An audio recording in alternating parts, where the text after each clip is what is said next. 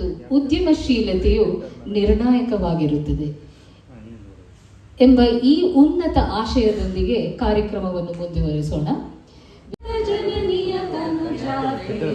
ಸರಸ್ವತಿ, ಸಂಪತ್ತಿಗೆ ಲಕ್ಷ್ಮಿ, ಶಕ್ತಿಗೆ ಪಾರ್ವತಿ, ಹೀಗೆ ನಮ್ಮ ಪುರಾಣದಲ್ಲಿ ಧೈರ್ಯ, ಸಾಹಸ, ವೀರ ಮಹಿಳೆಯ ಕಥೆಗಳಲ್ಲಿ ಪುರಾಣಗಳಲ್ಲಿ ಕಾಣುತ್ತೇವೆ.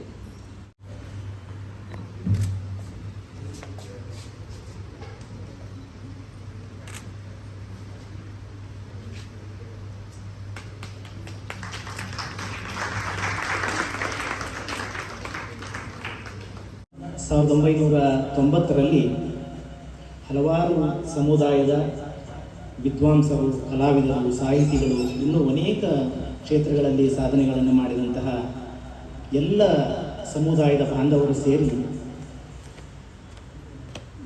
ದಿವಂಗತ ಮುತ್ತಾಚಾರ್ಯವರ ನೇತೃತ್ವದಲ್ಲಿ ಈ ಒಂದು ಸಂಸ್ಥೆಯನ್ನು ಸ್ಥಾಪನೆ ಮಾಡಲಾಯಿತು.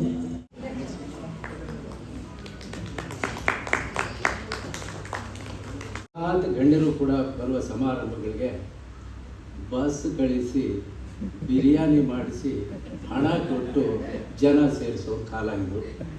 ಸೊ ಯಾವ ಬೇಸರನೂ ಬೇಕಿಲ್ಲ. ಎಷ್ಟು ಜನಕ್ಕೆ ಆಸಕ್ತಿ ಇದೆ ಅಷ್ಟು ಜನ ಬಂದರೆ ಅಷ್ಟೇ ಸಾಕು. ಹೆಚ್ಚು ಜನ ಬಂದು ಮಾಡೋದೇನಿದೆ, ನೀವು ಜನ ಸೇರಿಸ್ಬೋದು. ಜನ ಸೇರಿಸೋದಕ್ಕೆ ದೆಹಲಿಯಲ್ಲಿ ಹೇಳ್ತಾ ಇದ್ರು, ಅಲ್ಲಿ ಆಗಾಗ ಮುಷ್ಕರಗಳು ಮಾಡ್ತಾರೆ. ನನ್ನೊಬ್ಬ ಕ್ಲಾಸ್ಮೇಟ್ ಒಬ್ಬ ಇದ್ದ, ಅಲ್ಲಿಂದ ಒಂದು ಕನ್ನಡ ಪೇಪರ್ ನಡೆಸ್ತಾ ಇದ್ದ, ದೆಹಲಿ ಕನ್ನಡಿಗ, ನನ್ನ MA ಕ್ಲಾಸ್ಮೇಟ್. ನಾನು ದೆಹಲಿಗೆ ಹೋದಾಗ ಕೇಳಿದೆ, ಅವರು ಮಲ್ಪೆ ಅವರು, ನನ್ನ ರೂಮ್ಮೇಟು ಕೂಡ ಸ್ವಲ್ಪ ಸಮಯ ಮೈಸೂರಿಗೆ. ಮರೆಯರೆ ಯಾಕೆ ಅಲ್ಲಿ ಕರ್ನಾಟಕಕ್ಕೆ ರೈಲ್ ಬೇಕು, ಅದು ಬೇಕು, ಇದು ಬೇಕು ಅಂತ ಅಲ್ಲಿ ಮುಷ್ಕರ ಮಾಡಿಸೋದು. ನಾನು ಕೇಳಿದೆ, ಮರೆಯರೆ ನೀವು ಡೆಲ್ಲಿಲಿ ಬಂದು ಹೇಗೆ ಜನ ಸೇರಿಸ್ತೀರಿ? ಅಯ್ಯೋ ಅದೆಂಥದ್ದೇನು ಮರೆಯರೆ, ಅಲ್ಲಿ ದುಡ್ಡು ಕಟ್ಟರೆ ಒಂದು ಟ್ರಕ್ಕಲ್ಲಿ ಬರ್ತಾರೆ, ಅವರೊಂದು ನಿರಾಹಾರ ದೀಕ್ಷೆ ಮಾಡಿಸೋದಕ್ಕೆ ಒಂದೊತ್ತು ಊಟ ಕೊಡಿಸಿದ್ರೆ ಸಾಕು ಅಂತ ಹೇಳ್ತಾರೆ. ಇದು ಜನನ ಸೇರಿಸ್ತಕ್ಕಂಥ ಪದ್ಧತಿ. ವರ್ಷ ಗಂಡ ಎಲ್ಲೋ ಅಣ್ಣನ ಜೊತೆ ಇದ್ದರೆ ಅಮ್ಮ ಒಬ್ಬರೇ ಇರ್ತಾರೆ. ಒಬ್ಬೊಬ್ಬರು ಒಂದೊಂದು ಕ್ಯಾರೆಕ್ಟರ್ನ ನೆನೆಸ್ಕೊಳ್ಳಿ, ಅವರಿಗೆ ಒಂದು ಪ್ರತ್ಯೇಕವಾದಂತಹ ಒಂದು ಸ್ಥಾನ ಇದೆ.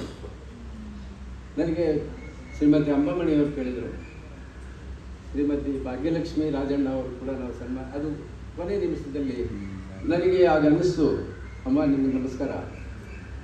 ಕಾರಣ ಇಷ್ಟೇ, ಈಗಿನ ಹುಡುಗಿಯರು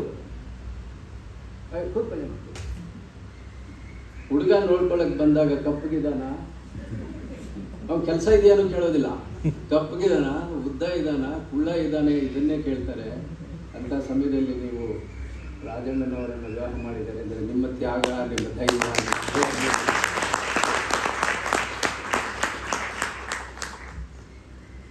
ಏಕೆಂದರೆ ನಾನು ಮುಂದೆ ಒಂದು ಯಾರಾದರೂ ಹಾಗೆ ಊಹಿಸ್ಕೋಬೋದಾ ಅಂತ ನನಗೆ ಅನಿಸ್ತು. ಮಹಾಭಾರತದಲ್ಲಿ ಗಾಂಧಾರಿ ಇದ್ದರು, 2 ಕಣ್ಣಿಲ್ಲದ ಮಹಾರಾಜನ ಮದುವೆಯಾಗಿ ಜೀವನದ ಉದ್ದಕ್ಕೂ ಕಣ್ಣಿಗೆ ನೀರು ಬಟ್ಟೆ ಕಟ್ಕೊಂಡಿದ್ರು. ಹಲವೇ ಹಲವು. ಇದು ಸಾಮಾನ್ಯ ವಿಷಯ ಅಲ್ಲ, ನಿಜವಾಗಿಯೂ ಸಾಮಾನ್ಯ ವಿಷಯ ಅಲ್ಲ. ನನ್ನ ದೃಷ್ಟಿಯಲ್ಲಂತೂ ಅದೊಂದು ದೊಡ್ಡ ತ್ಯಾಗ, ದೊಡ್ಡ ಸಾಧನೆ. ಬಹುಶಃ ಅವರ ಒಂದು ಏನು ಬೆಂಬಲ ಇಲ್ಲದೆ ಇದ್ದರೆ ಸನ್ಮಾನ್ಯ ಡಾಕ್ಟರ್ ರಾಜಣ್ಣ ಅವರು ಕೂಡ ಇಷ್ಟೊಂದು ಸಾಧನೆ ಮಾಡಲಿಕ್ಕೆ ಆಗ್ತಾ ಇಲ್ಲ. ರಾಜಣ್ಣ ಅವರು ಕೆಲವರು ಪರಿಚಯ ಇದ್ದಾರೋ ಇಲ್ವೋ, ಈ ವರ್ಷದ ಪ್ರತಿಷ್ಠಿತ ಪದ್ಮಶ್ರೀ ಪ್ರಶಸ್ತಿಯನ್ನು ಪಡೆದುಕೊಂಡವರು. ನಾನು ಉದ್ದೇಶಪೂರ್ವಕವಾಗಿ ಮೊದಲು ಅವರ ಹೆಸರು ಹೇಳಲಿಲ್ಲ, ಈಗ ಪರಿಚಯ ಮಾಡಿದ್ದಾರೆ. 2 ಸಂಶೋಧನಾ ಪ್ರಾಜೆಕ್ಟ್ಗಳನ್ನು ಯಶಸ್ವಿಯಾಗಿ ಪೂರ್ಣಗೊಳಿಸಿದ್ದು, ಪ್ರಸ್ತುತ ಮತ್ತೆರಡು ಸಂಶೋಧನಾ ಪ್ರಾಜೆಕ್ಟ್ಗಳಲ್ಲಿ ತೊಡಗಿದ್ದಾರೆ. ಇವರು 6 ಮಂದಿ ವಿದ್ಯಾರ್ಥಿಗಳಿಗೆ PhD ಪದವಿಗೆ ಮಾರ್ಗದರ್ಶಕರಾಗಿದ್ದಾರೆ. ಇವರು ತಮ್ಮ ಈ ಎಲ್ಲ ಸಾಧನೆಗಾಗಿ ಅನೇಕ ಗೌರವ ಪ್ರಶಸ್ತಿಗಳನ್ನು ಪಡೆದ ಹೆಗ್ಗಳಿಕೆಯು ಇವರದಾಗಿದೆ. ಪ್ರೊಫೆಸರ್ ಸುಮಿತ್ರಾರವರ ಈ ಎಲ್ಲ ಅನುಪಮ ಸಾಧನೆಯನ್ನು ಗುರುತಿಸಿ ಕರ್ನಾಟಕ ವಿಶ್ವಕರ್ಮ ಸಾಹಿತ್ಯ ಸಂಶೋಧನಾ ಲೇಖನಗಳು ಪತ್ರಿಕೆಗಳಲ್ಲಿ ಪ್ರಕಟಗೊಂಡಿವೆ. ಆರಂಭದಲ್ಲಿ ಜೂನಿಯರ್ ನೆಟ್ವರ್ಕ್ಸ್ ಕಂಪನಿಯಲ್ಲಿ ಸಾಫ್ಟ್ವೇರ್ ಡೆವಲಪರ್ ಇಂಜಿನಿಯರ್ ಆಗಿ ಕೆಲಸ ಮಾಡಿದ ಅನುಭವ ಇವರದು. ಮಹತ್ವಾಕಾಂಕ್ಷೆಯನ್ನು ಹೊತ್ತು ದೀರ್ಘ ಪರಿಶ್ರಮದ ಮೂಲಕ 2017ರಲ್ಲಿ ಕರ್ನಾಟಕ ಲೋಕಸೇವಾ ಆಯೋಗದ ಕ್ಲಾಸ್ 1 ಗೆಸ್ಟೆಡ್ ಸ್ಪರ್ಧಾತ್ಮಕ ಪರೀಕ್ಷೆಯಲ್ಲಿ ಪ್ರಥಮ ಬಾರಿಗೆ ಯಶಸ್ವಿಯಾಗಿ ತೇರ್ಗಡೆ ಹೊಂದಿದ್ದು, ಪ್ರಸ್ತುತ ವಾಣಿಜ್ಯ ತೆರಿಗೆ ಇಲಾಖೆಯಲ್ಲಿ ಅಧಿಕಾರಿಯಾಗಿ ಕಾರ್ಯನಿರ್ವಹಿಸಿರುತ್ತಿದ್ದಾರೆ. ಮೌಚಿಂಗ್ ಚಕ್ರವರ್ತಿ, ಗಾನಕಲಾಭೂಷಣ ಡಾಕ್ಟರ್ ಎಲ್ ಭೀಮಾಚಾರ್ ಹಾಗೂ ಶ್ರೀಮತಿ ಜಯಮ್ಮರವರ ಹೆಮ್ಮೆಯ ಸುಪುತ್ರಿ ಹಾಗೂ ಜ್ಯೇಷ್ಠ ಶಿಷ್ಯೆ ಶ್ರೀಮತಿ ಭಾಗ್ಯಲಕ್ಷ್ಮಿ ಎಂ ಕೃಷ್ಣರವರು ಬೆಂಗಳೂರಿನ ಆಕಾಶವಾಣಿ ಹಾಗೂ ದೂರದರ್ಶನದ ಎ ಶ್ರೇಣಿಯ ಕಲಾವಿದರಾದ ಇವರ ಎಲ್ಲ ಪ್ರಮುಖ ಸಭೆಗಳಲ್ಲಿ ಭಾಗವಹಿಸಿ ಸುಮಾರು 2,000ಕ್ಕೂ ಹೆಚ್ಚು ಸಂಗೀತ ಕಚೇರಿಗಳನ್ನು ನೀಡುತ್ತಾ ಅನೇಕ ಪ್ರಖ್ಯಾತ ಕಲಾವಿದರೊಂದಿಗೆ ದೇಶ ವಿದೇಶಗಳಲ್ಲಿ ವ್ಯಾಪಕವಾಗಿ ಸಂಚರಿಸಿ ಪ್ರತಿಷ್ಠಿತ ಉತ್ಸವಗಳಲ್ಲಿ ಭಾಗವಹಿಸಿ ತಮ್ಮ ಕೀರ್ತಿ ಪತಾಕೆಯನ್ನು ಹಾರಿಸಿದ್ದಾರೆ.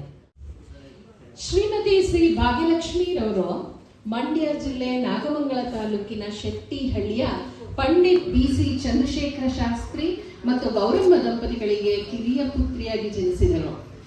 ಬಾಲ್ಯದಲ್ಲಿ ಪ್ರಾಥಮಿಕ ಶಾಲೆಯಲ್ಲಿ 6ನೇ ತರಗತಿಯವರೆಗೆ ಮಾತ್ರ ವಿದ್ಯೆ ಲಭ್ಯವಾದರೂ ಜೀವನಕ್ಕೆ ಬೇಕಾದ ವಿದ್ಯೆಯಲ್ಲಿ ಸಾಕಷ್ಟು ಜ್ಞಾನ ಸಂಪಾದನೆ ಹಿರಿಯರು ಕೊಟ್ಟ ಬಳುವಳಿ ಇವರಿಗೆ. ಮದುವೆಯ ವಿಚಾರ ಬಂದಾಗ ದಿವ್ಯಾಂಗರಾದ ಶ್ರೀ KS ರಾಜಣ್ಣನೆಂಬ ವರನ ಪ್ರಸ್ತಾಪವಾಯಿತು.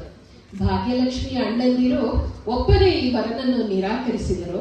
ಆದರೆ ತಂದೆ ತಾಯಿಯ ಮನವೊಲಿಸಿ ಭಾಗ್ಯಲಕ್ಷ್ಮಿಯವರೇ ರಾಜಣ್ಣನವರನ್ನು ವರಿಸಲು ಹಿಂದೆ ಮುಂದೆ ನೋಡದೆ ಸಮಯ ಸರಿದಂತೆ ತಮ್ಮ ನಿರ್ಧಾರ ಎಂದಿಗೂ ಯಾವ ಕ್ಷಣಕ್ಕೂ ತಪ್ಪಿಸಲಿಲ್ಲ.